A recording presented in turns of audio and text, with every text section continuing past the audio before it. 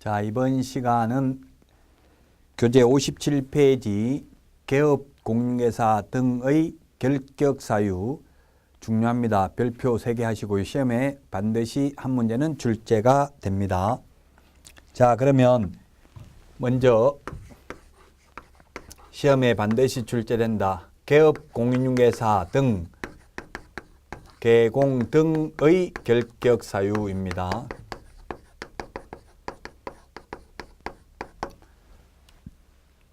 첫 번째,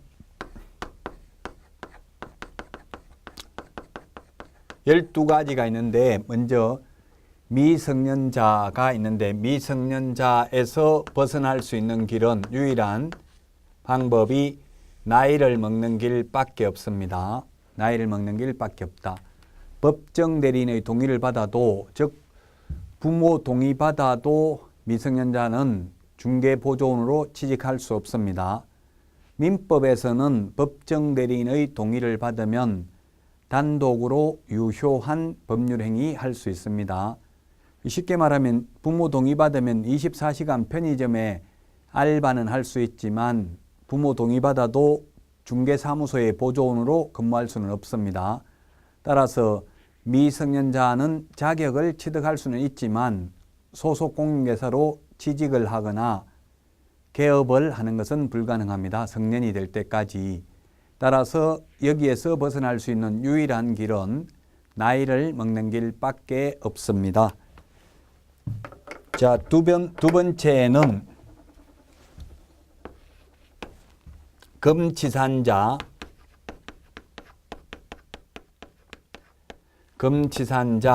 한정치산자가 있습니다. 한정치산자, 금치산자, 한정치산자가 있는데 결론부터 말씀드리면 취소 선고를 받는 길밖에 없습니다. 민법에서는 금치산자를 피성년 후견인, 그 다음에 피한정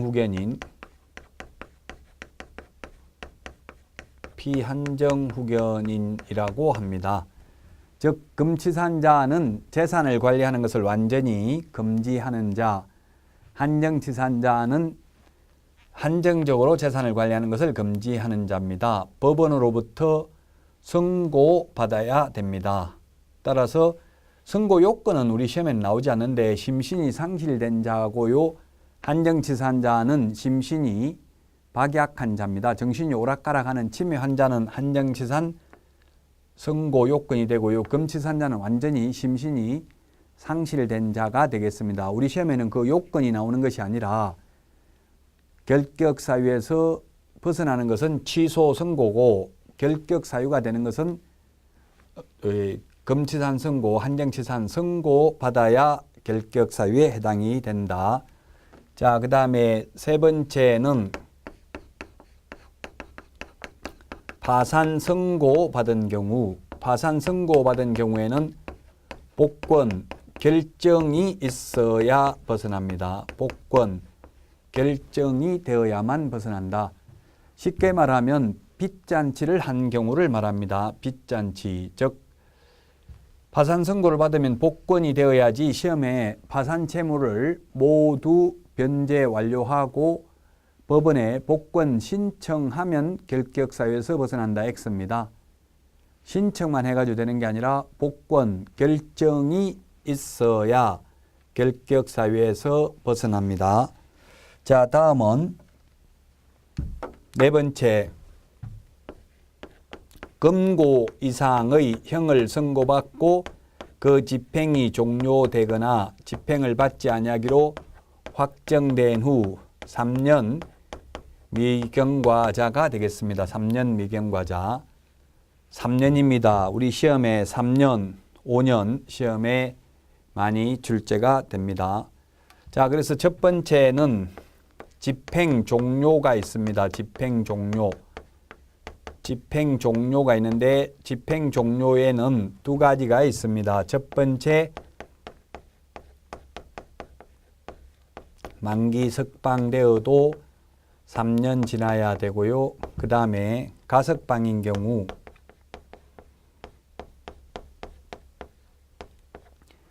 가석방인 경우에는 남은 자녀 형기 플러스 3년 지나야 결격 사유에서 벗어납니다. 그래서 시험에는 가석방된 날로부터 3년 지나면 벗어난다 X입니다. 가령 둘 다 3년형을 선고받았습니다. 그러면 교도소 3년 살고 나와서 3년 더 지나야 되고요. 만약 1년 만에 가석방되었으면 3년 선고받고 남은 자녀 형기 2년 플러스 3년을 더 지나야 됩니다. 따라서 가석방된 자나 만기 석방된 자나 죄를 지은 날로부터 결격 사유에서 벗어나는 시기는 똑같습니다. 가령 A와 B가 둘 다 공동정범으로서 징역 3년을 선고받았다면 만기 석방돼도 3년 교도소 살고 나와서 3년 더 지나야 되고요.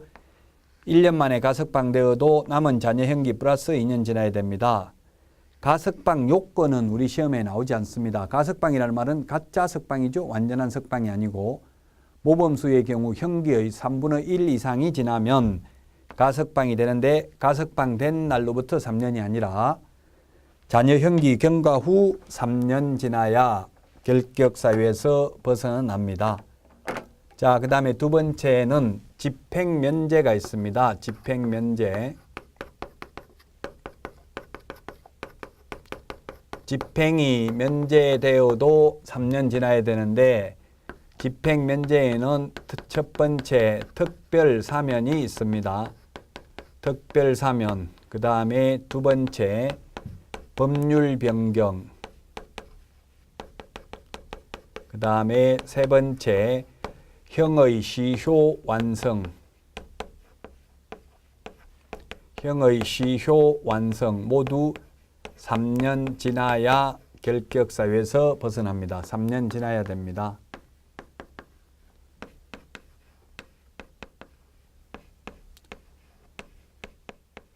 자, 특별사면 요건이 우리 시험에 나오지는 않습니다. 어떤 경우 특별사면 하는지 일반 사면 하는지는 시험에 나오지 않고 우리는 결론만 나옵니다. 즉 일반 사면은 즉시 벗어납니다. 일반 사면은 즉시 벗어나고 특별 사면은 3년 지나야 벗어납니다. 일반 사면을 하려면 죄의 종류를 대통령령으로 정해서 그 죄에 해당되는 사람을 모두 다 해야 되고 국회 동의를 받아야 됩니다. 그러나 특별 사면은 대통령이 특별한 사람에 대해서 사면을 할 수 있죠. 특별 사면은 3년, 일반 사면은 즉시 벗어난다는 것 기억해야 되고요. 법률 변경, 예를 들면 지금 간통죄가 폐지됐는데 간통죄로 구속되어 교도소에 수감 중 법률이 변경되면 석방이 됩니다. 그래도 3년 지나야 된다. 자, 그 다음에는 형의 시효 완성은 3년 지나야 되는데 공소시효가 완성되면 아예 처음부터 결격 사유가 아닙니다. 시효라는 것은 시간이 경과됨에 따라서 나타나는 효력이 시효입니다.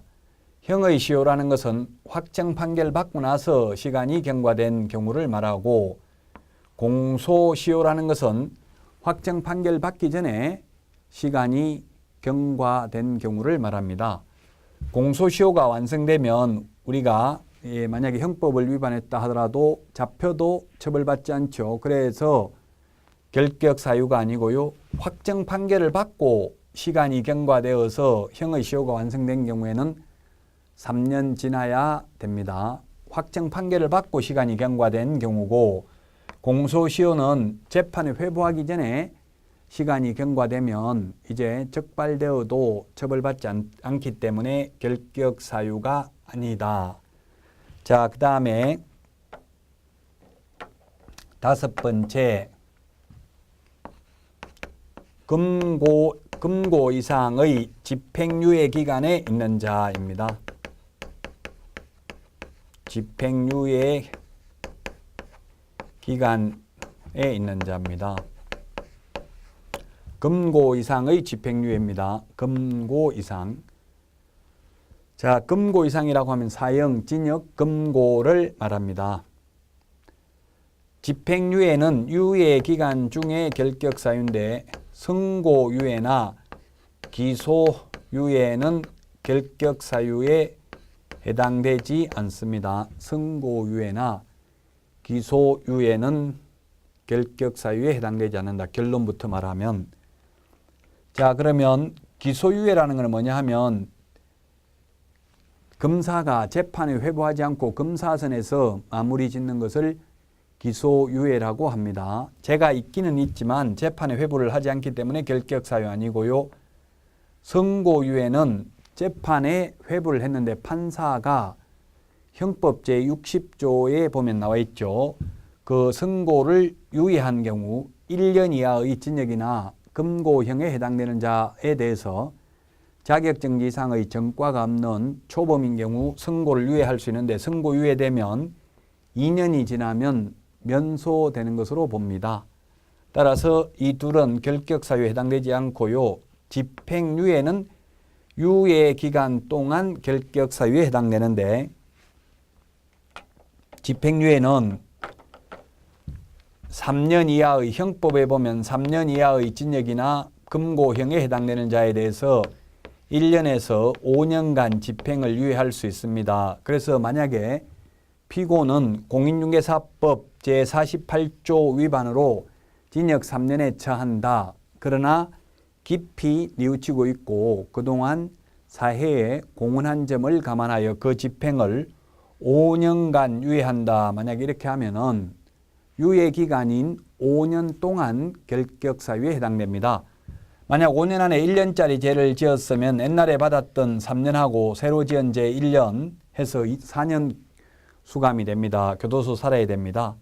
그러나 이 유예 기간만 무사히 경과되면은 이제 3년 받았던 것은 없어지는 거죠. 자, 결론만 시험에 나오는데 집행유예는 유예 기간 동안 결격 사유에 해당되고 선고유예나 기소유예는 결격 사유에 해당되지 않는다는 점을 주의하셔야 되겠습니다. 자, 그 다음에 6번째 자격 취소되고 3년 미경과자입니다. 자격 취소되고 3년 미경과자. 예, 3년입니다. 3년. 자격 취소는 3년 미경과자입니다. 12가지 결격 사유가 법 제10조에 있는데 유일하게 6호 요것만 자격도 취득하지 못합니다. 시험도 볼 수 없다. 직원으로 취직할 수도 없고 개업할 수도 없다. 자격 취소되고 나서 3년 동안은 유일하게 이거 하나밖에 없습니다. 나머지는 다 자격은 취득할 수 있죠. 시험은 볼 수 있습니다. 그 다음에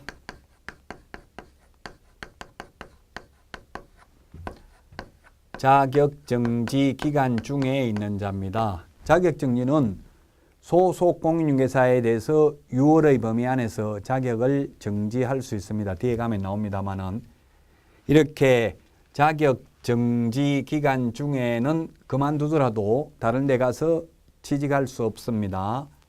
자, 그 다음에 8번째 또 중요하죠. 8번째 등록 취소되고 나서 등록 취소 3년 미경과입니다.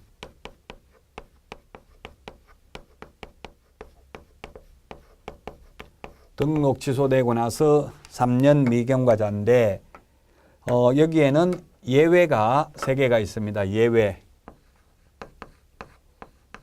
3가지가 있는데 첫 번째 개인이 사망을 하거나 그 다음에 법인이 해산된 경우 그 다음에 두 번째 결격 사유에 해당이 되어서 등록이 취소된 경우 세 번째 등록 기준 미달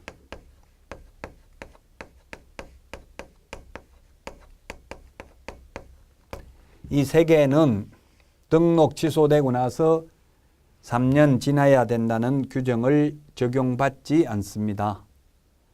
자, 그러면 사망을 하면 등록을 취소해야 되는데 사망을 해서 등록이 취소되면 즉시 결격 사유에서 벗어난다. 영원히 못 벗어난다. 답은 뭘까요?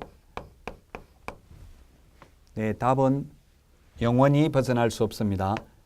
사망을 하면 끝입니다. 단 부활한 경우에는 그러하지 아니하다. 부활하면 뭐 즉시 벗어나겠죠. 그렇지 않는 한 죽으면 끝이다. 자, 그 다음에 결격 사유인데 예를 들면 파산 선고를 받거나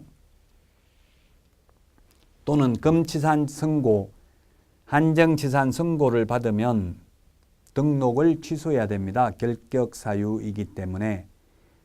그래도 3년 지나야 되는 게 아니라 파산 선고를 받았으면 복권 결정을, 금치산 선고를 받았으면 취소 선고를 받으면 등록 취소되고 나서 3년 되기 전이라 하더라도 개업을 할 수 있다. 이런 뜻입니다. 자, 그 다음에 등록 기준 미달인데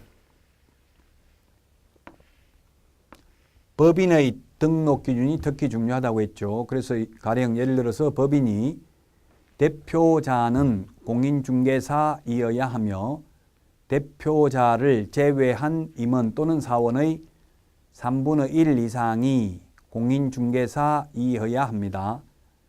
근데 자격증 있는 임원이 모조리 다 그만두었다면 등록이 취소될 수도 있겠죠.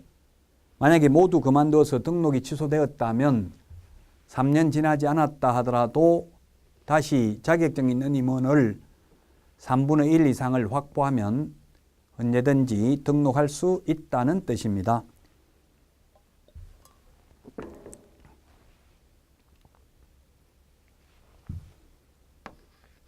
자, 그래서 이 예외에 세 가지가 있다는 점을 주의하셔야 되겠고, 자, 그 다음에 9번째, 업무정지 기간 중에 있는 자입니다. 업무정지 기간 중에 있는 자도 결격 사유에 해당이 됩니다. 개업 공인중개사에 대해서 6월의 범위 안에서 업무를 정지할 수 있는데 업무를 못하도록 정지되었다고 해도 다른 데 가서 취직할 수 없습니다. 또 다른 데 가서 개업할 수도 없습니다. 자, 다음은 10번째, 법인의, 중개법인의 업무정지 사유, 업무정지 사유 발생 당시, 사유 발생 당시 임원 또는 사원이 어떤 자입니다. 사유 발생 당시입니다. 업무정지 처분 당시가 아니라, 자, 사유 발생 당시인데 가령 예를 들면 1월 15일 날 위반 행위를 했습니다.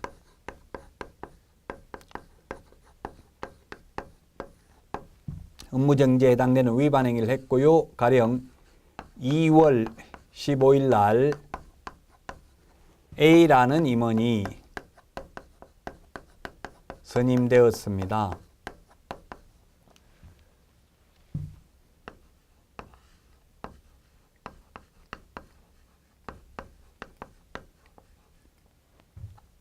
(3월 15일) 날 업무정지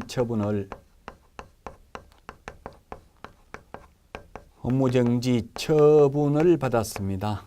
이런 경우에 업무정지 처분을 만약에 6개월 받았다면 이 A 임원은 업무정지 처분 기간 중이라도 그만두고 다른 데 가서 취직을 하거나 또는 개업을 할 수 있다는 의미입니까? 없다는 의미입니까? 예, 결격 사유가 아니므로 다른 데 가서 취직하거나 그만두고 개업할 수 있다는 뜻입니다. 왜냐하면 이 위반 행위, 즉 그 사유 발생 당시, 업무정지 처분 사유 발생 당시는 A 임원은 근무를 하지 않았잖아요. 업무정지 처분 당시는 근무를 했지만 사유 발생 당시에는 근무하지 않았기 때문에 이 경우에는 결격 사유에 해당되지 않는다는 뜻입니다. 따라서 그만두고 다른 데 가서 취직할 수도 있습니다. 자, 다음은 11번째, 법인의 임원이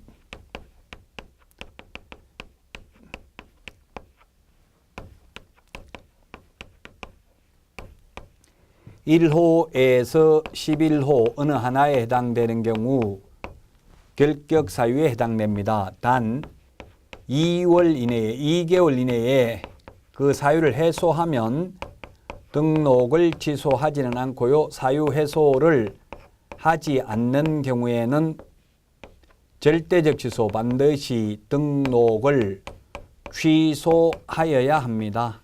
임원이 결격 사유에 해당되었는데 그 해당된 임원을 2개월 이내에 교체하지 않는 경우에는 반드시 등록을 취소하여야 합니다. 자, 그러면 이러한 결격 사유의 효과를 보도록 하겠습니다. 결격 사유의 효과. 결격 사유의 효과.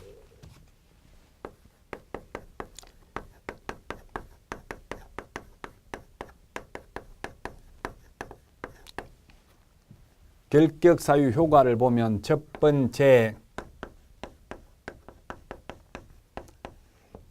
등록 전 후로 나누어서 볼 수 있겠죠. 등록을 하기 전 후로 나누어서 볼 수 있습니다. 등록 전 후로 나누어서 볼 수 있는데 그 다음에 등록 전 후로 볼 수 있고요. 고용인으로 직원으로 고용 전 고용 후 취직하기 전 취직 후로 나누어서 볼 수 있습니다.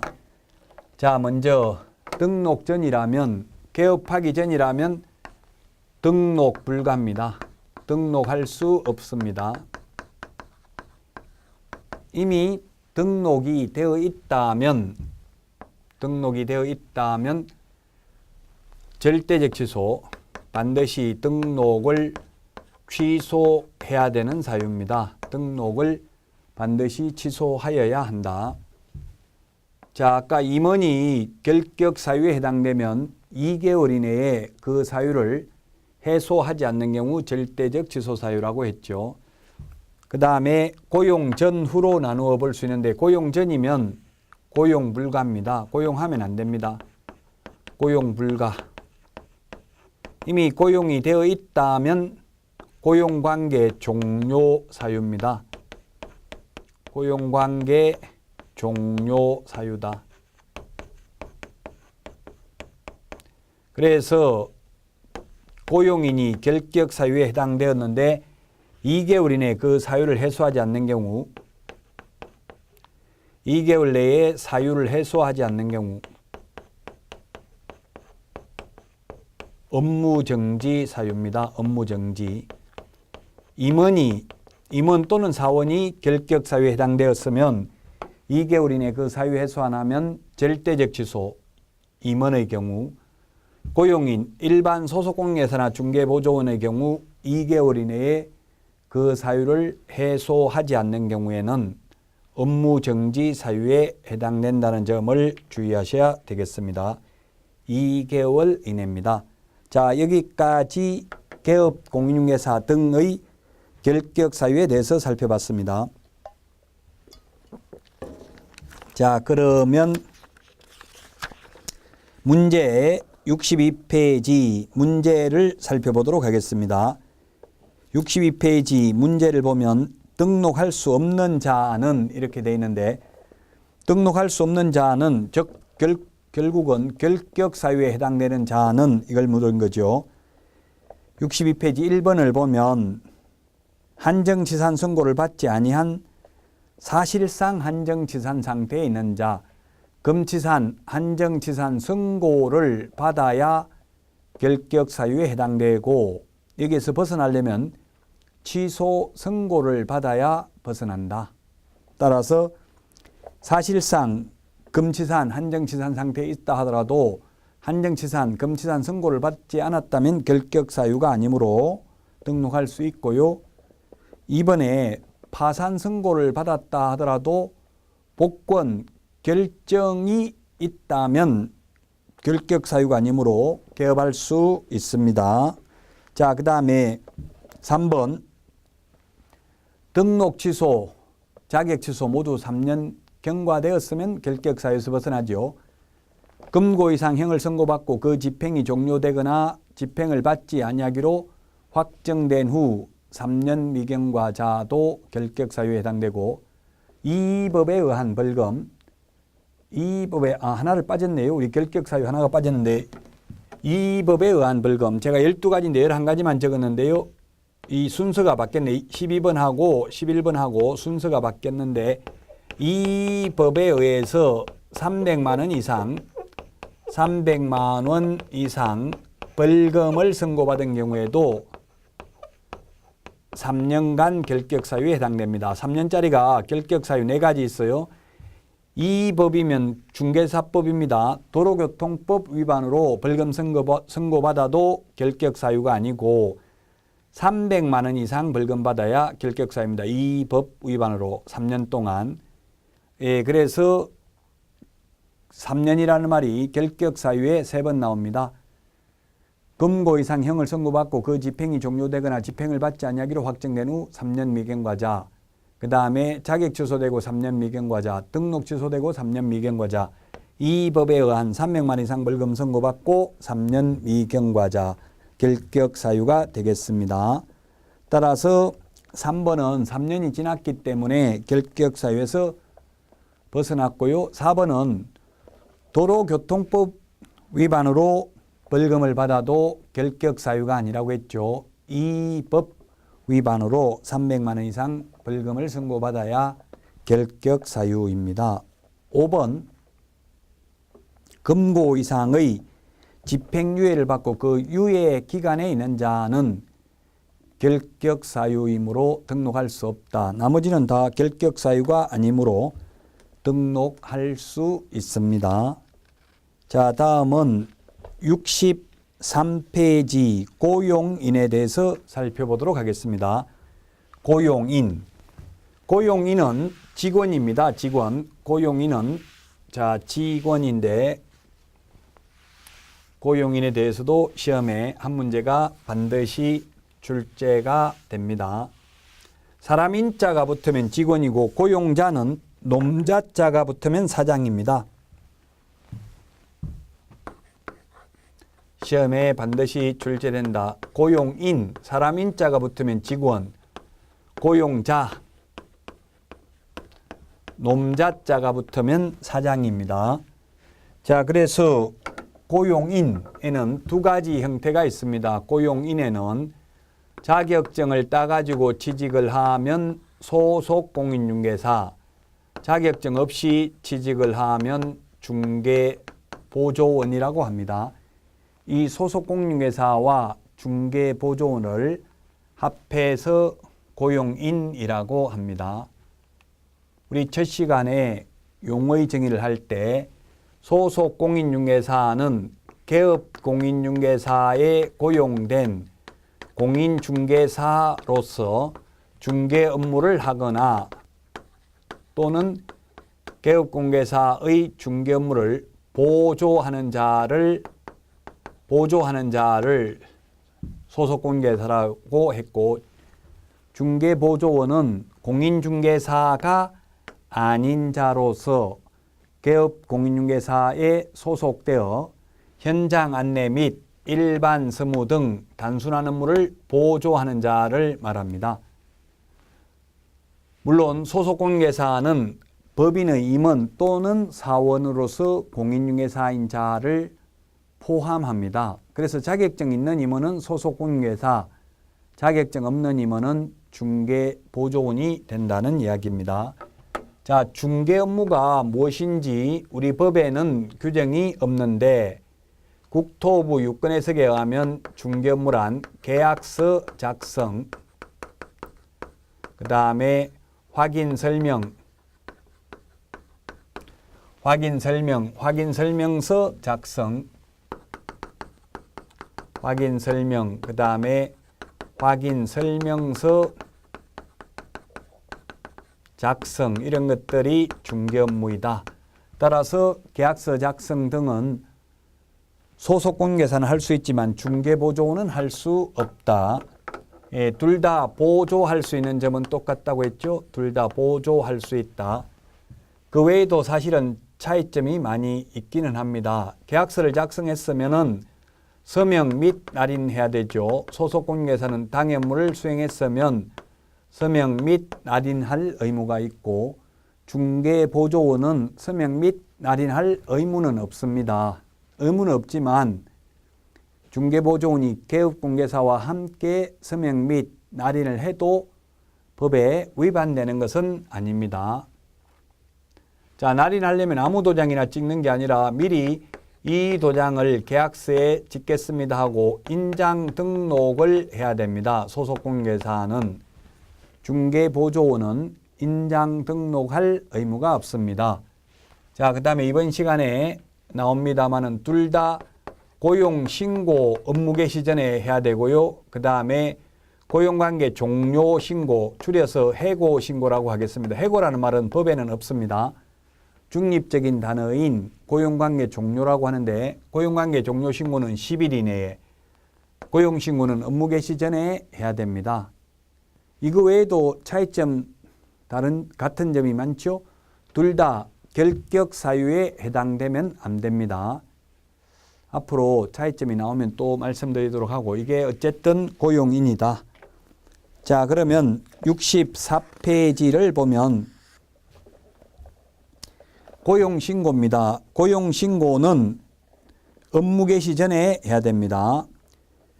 소속공개사는 실무교육, 중개보조원이 될 사람은 직무교육을 받도록 한 후에 업무 개시 전에 신고를 해야 되고 전자문서에 의한 신고도 가능합니다.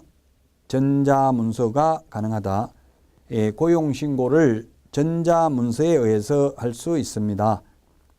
자, 그 다음에 동그라미 2번에 보면 고용신고를 받은 등록관청은 공인중개사 자격증을 발급한 시도지사에게 그 소속공개사의 자격 확인을 요청하여야 한다. 즉 고용신고할 때에도 공인중개사 자격증을 제출하지는 않습니다. 직접 시도지사에게 자격증 진위 여부를 확인하기 때문에 자격증 제출할 필요가 없습니다. 자, 그 다음에 동그라미 4번에 보면 만약에 이런 외국인을 직원으로 고용하려면 그 외국인이 결격 사유에 해당되지 아니함을 입증하는 그 국가에 주재하는 대한민국 영사관이 확인하는 공정서류나 증명서류 또는 아포스티유 확인서를 제출하여야 합니다. 우리나라 사람은 결격 사유에 해당되지 아니함을 입증하는 서류 제출할 필요 없습니다. 등록관청이 직접 본적지, 신원조회 등을 통해서 결격 사유에 해당되는지 여부를 확인합니다. 우리나라 사람의 경우에는. 자, 그 다음에 동그라미 5번에 보면 고용신고를 받은 등록관청은 결격 사유에 해당하는지 여부와 교육 수료 여부를 확인해야 된다. 그래서 신고서 제출할 때 실무교육이나 직무교육 수료증을 제출해야만 합니다. 양가로 2번 고용관계 종료 신고입니다. 고용관계 종료 신고는 한마디로 말하면 동그라미 3번에 보면 10일 이내에 합니다. 10일 이내에. 고용신고는 업무 개시 전에, 고용관계 종료 신고는 사후 10일 이내에 해야 됩니다. 처음에 법이 만들어졌을 때는 고용신고, 고용관계 종료신고 모두 10일 이내에 했습니다마는 고용신고는 업무 개시 전으로 바뀌었어요. 왜냐하면 고용신고를 안 하는 것을 단속하러 나가니까 전부 다 취직한 지 일주일밖에 안 됐는데요. 이렇게 하니까 처벌하기가 어렵죠. 그래서 고용신고는 업무 개시 전에, 고용관계 종료신고는 사후 10일 이내에 해야 된다. 자, 만약에 이런 고용신고나 고용관계 종료신고를 하지 않는 경우에는 그 밖에 이 법 또는 이 법에 의한 명령을 위반한 것으로 보아서 6월 이하의 업무 정지 사유에 속합니다.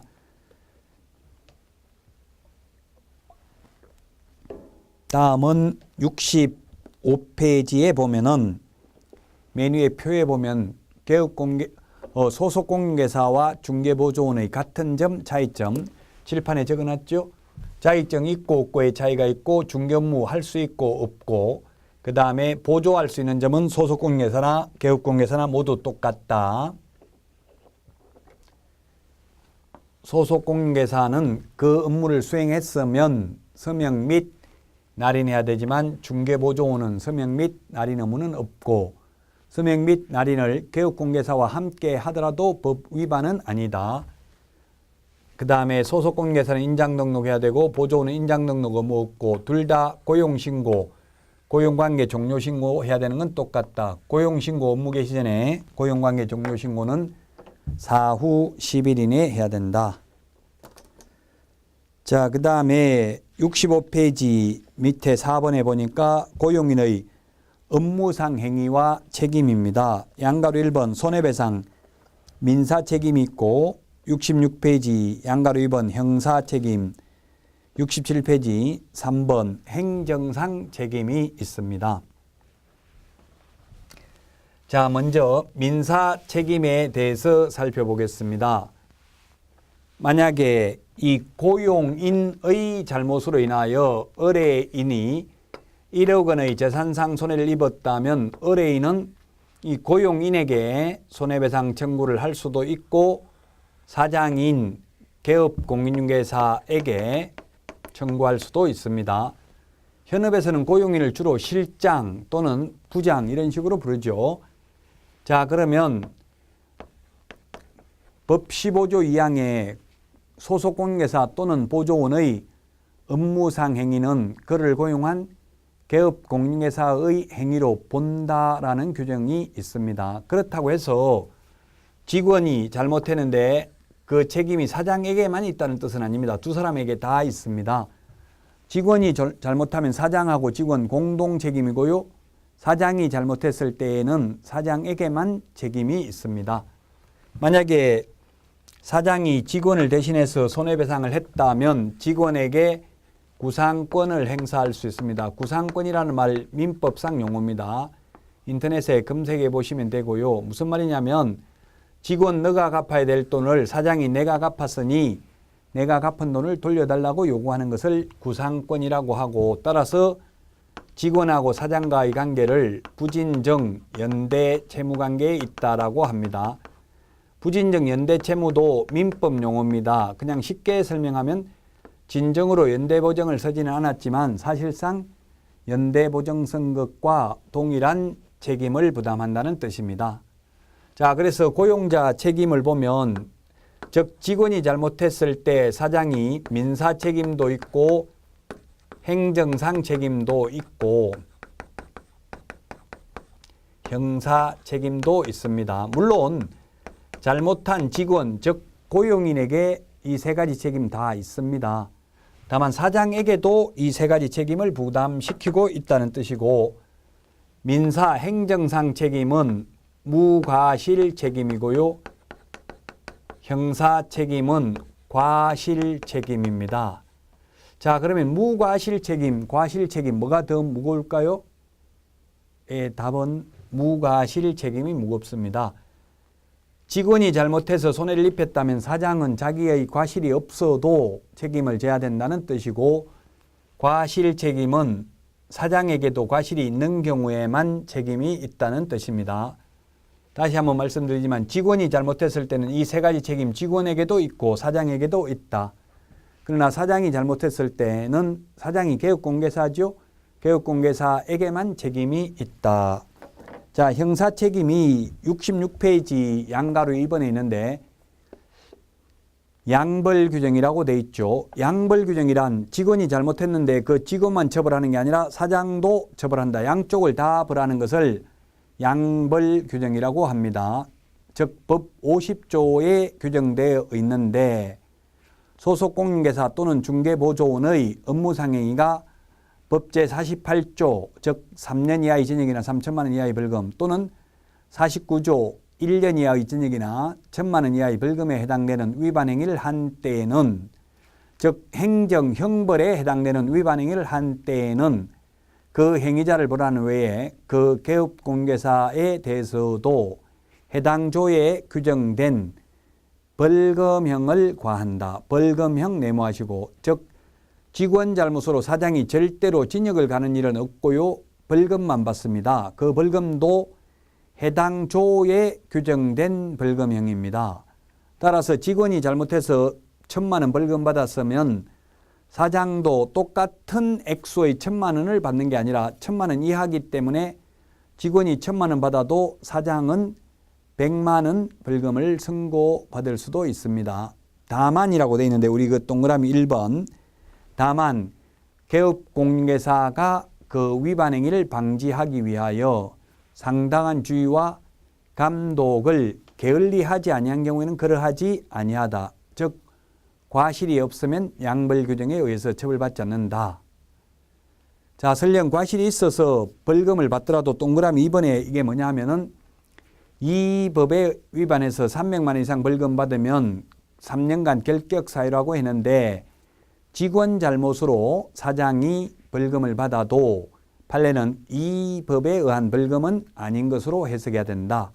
따라서 고용인 즉 직원 잘못으로 300만 이상 벌금 받아도 결격 사유가 아니므로 3년 동안 취직을 못하거나 개업을 못하는 것은 아니다. 이런 내용이 되겠습니다. 자, 그러면 이번 시간 67페이지 문제 풀어보고 마치도록 하겠습니다. 자, 1번은 중개보존에 대한 용어정의고요. 2번은 고용관계 종료 신고는 7일이 아니고 10일 이내 한다고 했죠. 그래서 7일이라고 해서 2번이 틀렸네요. 2번이 정답이고요. 3번은 인장 등록은 개업 공인중개사와 소속 공인중개사만 인장 등록합니다. 왜냐하면 보조원은 계약서 작성할 수 없기 때문에 도장 찍을 의무가 없습니다. 따라서 인장 등록하지 않아도 됩니다. 4번 중개보조원 고용한 경우 등록관청에 신고할 의무가 있다 했는데 고용신고는 업무 개시 전에 고용관계 종료 신고는 사후 10일 이내에 합니다. 자, 그 다음에 5번 보조원의 모든 행위가 아니라 업무상 행위는 그를 고용한 개업 공인중개사의 행위로 봅니다. 예, 그래서 직원이 잘못하면 개업공개사는 과실이 없어도 민사 책임이나 행정상 책임을 부담합니다. 자, 따라서 답은 2번입니다. 자, 이번 시간 여기까지 하고 다음 시간에 찾아뵙겠습니다. 안녕히 계십시오.